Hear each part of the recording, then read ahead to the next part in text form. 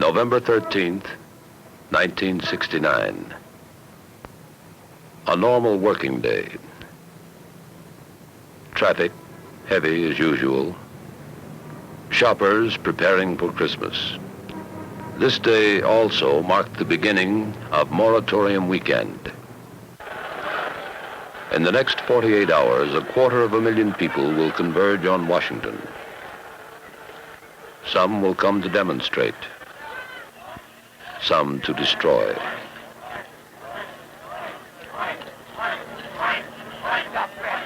As the march progresses from the assembly area, it'll go north on 4th. Before every major event involving the Metropolitan Police Department, Chief Jerry Wilson holds a staff meeting. John, what's our intelligence giving us on the crowd figures? Based on paid bus charters that would accommodate 80,000 people, we would have to be prepared for a minimum crowd of 150,000 people. We better plan on at least 200,000 then, I guess. Chief, the food arrangements are complete. Masses of people. This is something expected from time to time in the nation's capital. Charlie, is that going to be activated? Yes, sir. Metropolitan Police have seen inaugurations, state funerals, marches, and demonstrations of all kinds. What'll it stand at? Handling large crowds is part of their job. We have them arranged in 5 companies. We won't have any problems with the Death March.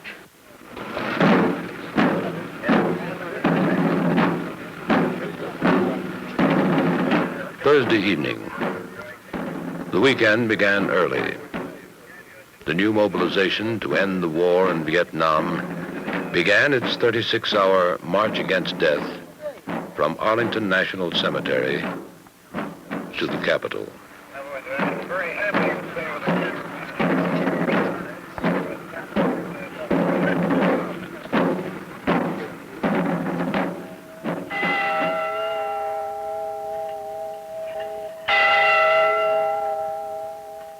The marchers started here, on the Virginia side of Memorial Bridge. In all, 45,000 would walk the 4.5-mile route, each carrying the name of a dead American serviceman. Before the White House, each called out that name. Illinois! James Hutt, Illinois! Dennis Highland, Colorado! Throughout Thursday and early Friday, police followed routine duty orders, normal leaves, 8-hour tours of duty. At the end of the route, the placards were dropped into 5 coffins. The march was peaceful as expected. Arrivals on Thursday and early Friday were below expectations. Many marchers had to be bused back to the cemetery to walk the route again. Noon, Friday.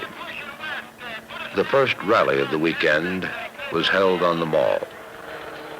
Afterwards, Dr. Benjamin Spock led about 1,000 demonstrators to the Justice Department.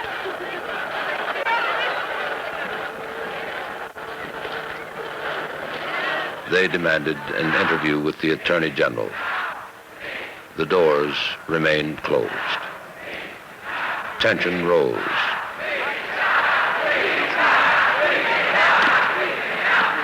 The crowd remained within permitted boundaries, but voices grew louder and more reckless. Spock took the crowd back to the Mall.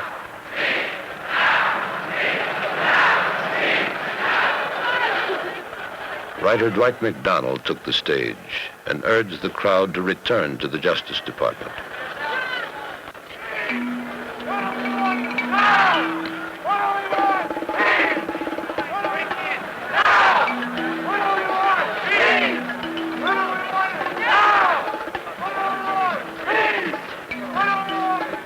Making their presence known for the first time, militant activists sought to incite the crowd.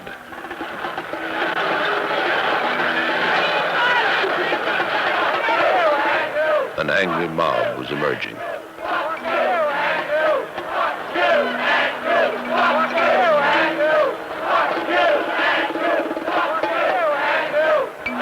Deputy Chief Davis called in men to control the crowd spilling onto the street and blocking doorways to buildings.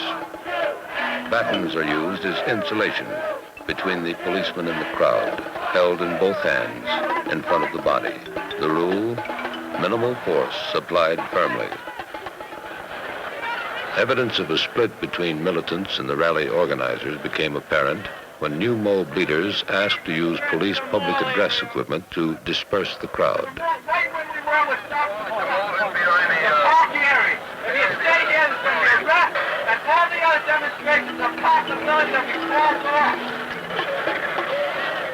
Fortunately, the unexpected happened.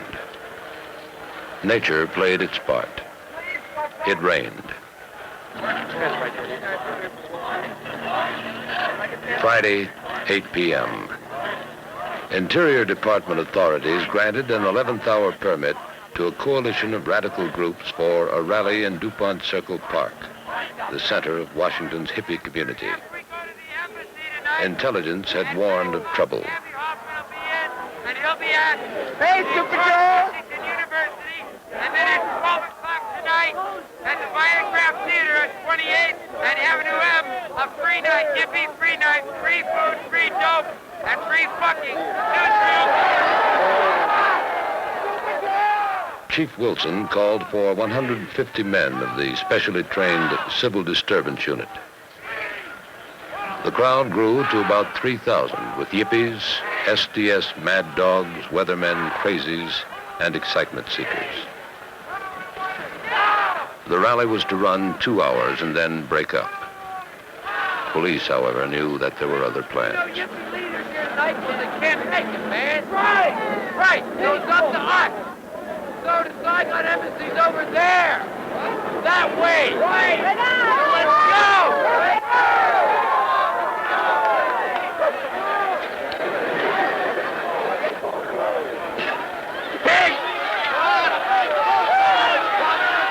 Federal law prohibits demonstrations at any point within 500 feet of an embassy, and this was where the first line of officers was stationed. The crowd wanted confrontation. Many came with helmets and gas masks.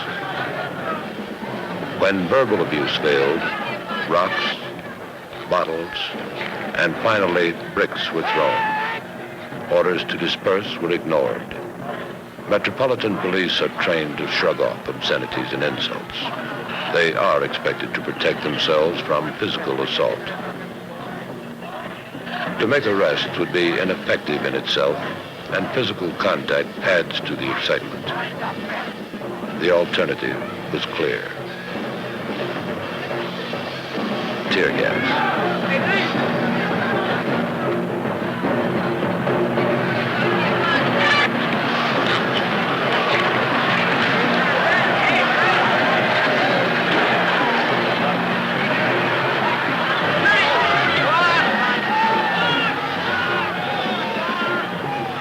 The mob reformed a block away.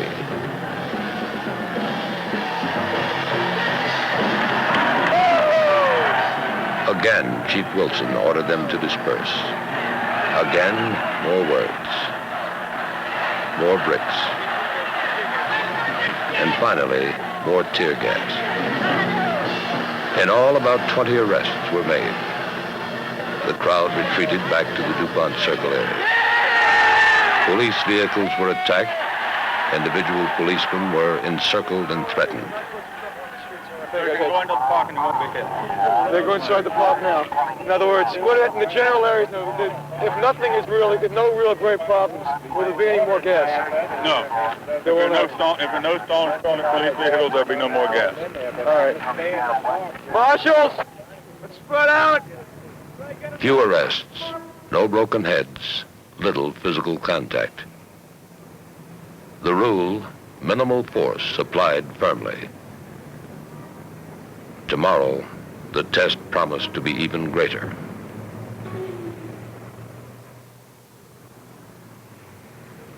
Morning broke cold and clear over Washington. Chief Wilson and his staff spent the night shuttling between the streets and headquarters, updating reports from intelligence and communications. In practically every dispatch, there was one overriding theme: they're coming in droves. Police handled 1,700 chartered buses on Saturday alone. The traffic division directed each bus to the discharge point and then to its parking area. Each bus was numbered for easy identification to help returning passengers. As of midnight Friday, all police leaves and days off had been canceled, and tours of duty were expanded to 12 hours. Police reserves, cadets, and National Guardsmen replaced many officers in clerical and other tasks, allowing patrolmen to work on the streets. On Thursday and Friday nights, Army and Marine Corps troops had been moved into federal government buildings, out of sight unless needed. 10 o'clock. The march against death came to an end, and the coffins were sealed. The November 15th Moratorium Day March began.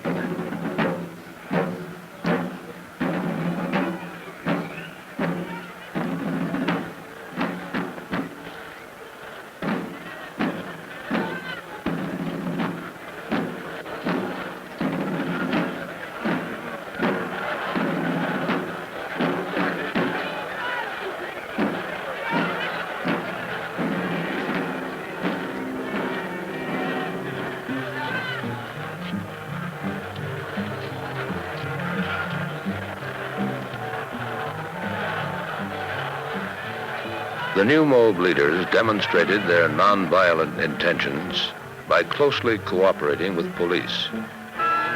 In this way, militants could be effectively isolated. Police experience and support enabled marshals to more effectively control the crowd.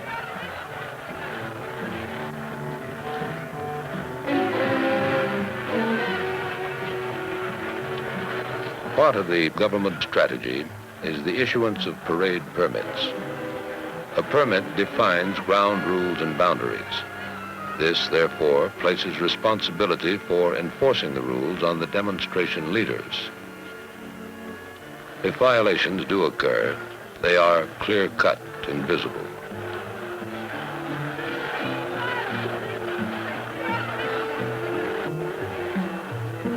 For the most part, new mob marshals provided all the supervision that was needed. The crowd was generally responsive. Police stayed in the background.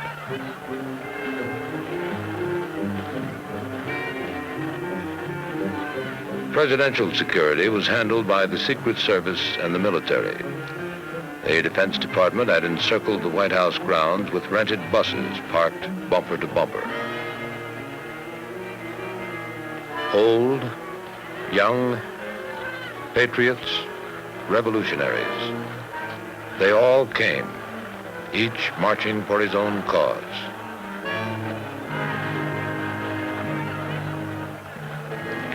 Confusion arose over where to deposit the coffins. Assistant Chief Donahue solved the new mob's dilemma by allowing the coffins to be left on the ellipse. The last of the marchers arrived in mid-afternoon. The massive demonstration was at its peak. That there was going to be violence, because you young folks have come to the nation's capital today using the greatest weapon ever been used in the history of the world, a pure moral dedication. Entertainment, politics, and rhetoric proceeded non-stop.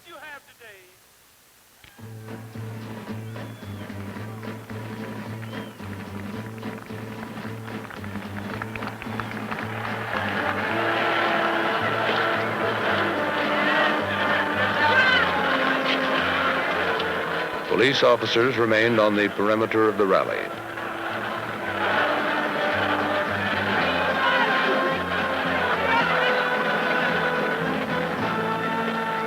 Plainclothes officers from intelligence, identification, and the narcotics division were present.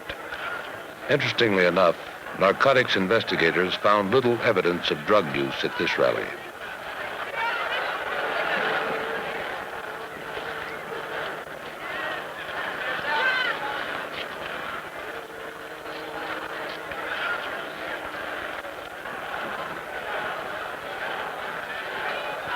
At 3 p.m., a group of activists broke off from the rally and headed toward the Labor Department.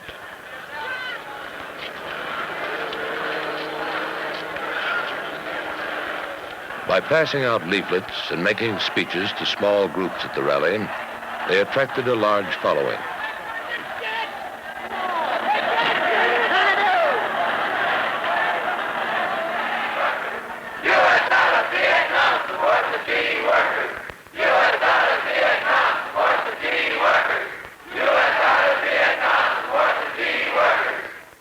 Their stated objective, to rally support for the General Electric Workers' strike. The real purpose, to force confrontation.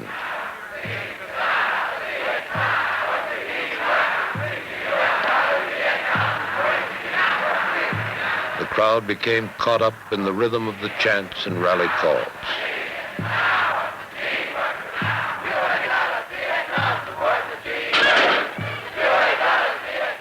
Police responded.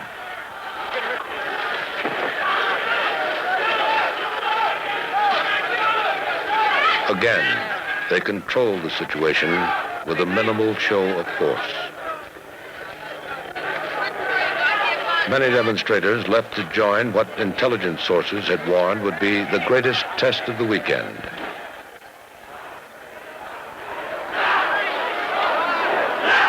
A march on the Justice Department.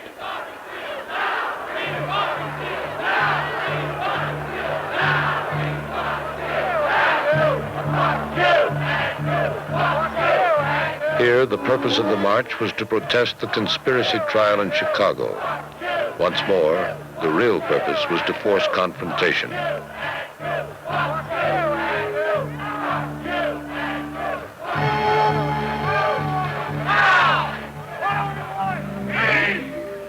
The permit granted was for a march around the west, north, and east sides of the Justice Building, after which the rally was to disperse.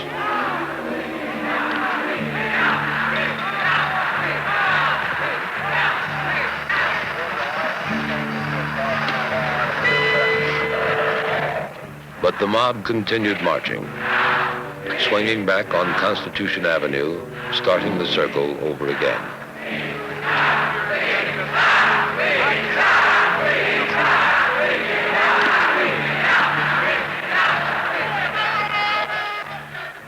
Fake casualties were paraded to incite the crowd.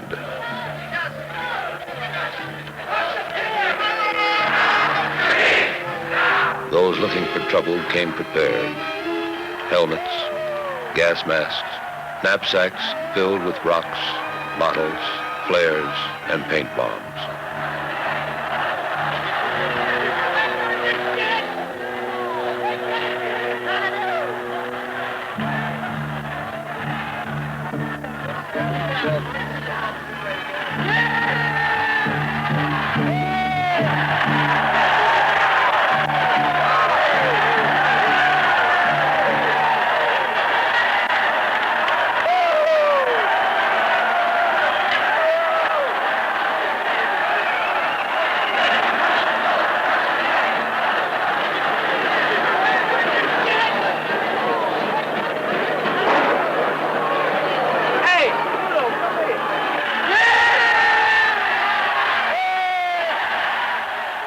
Police held back as long as possible. New mob marshals did what they could to restore order. It was no use. Chief Wilson threw the first tear gas grenade.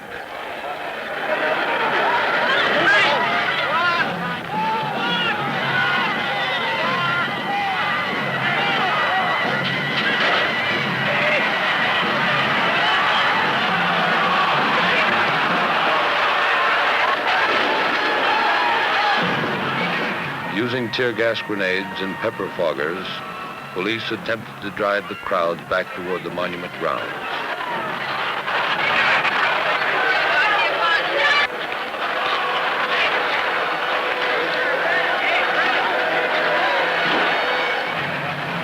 They swept side streets to move all demonstrators back to the area.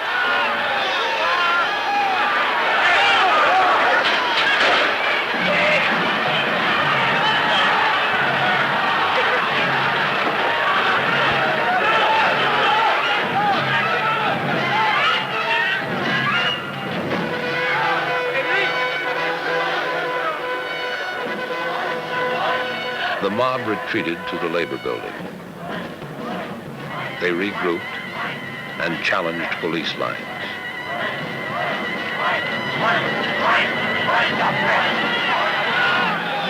To avoid physical confrontation, police again used tear gas, this time driving the crowd back to the monument grounds.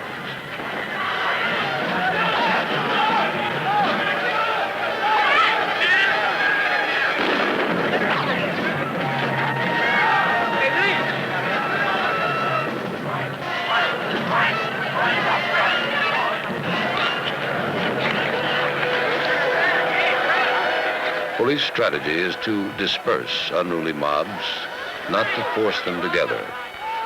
As a result, they always attempt to leave an escape route, an exit from confrontation.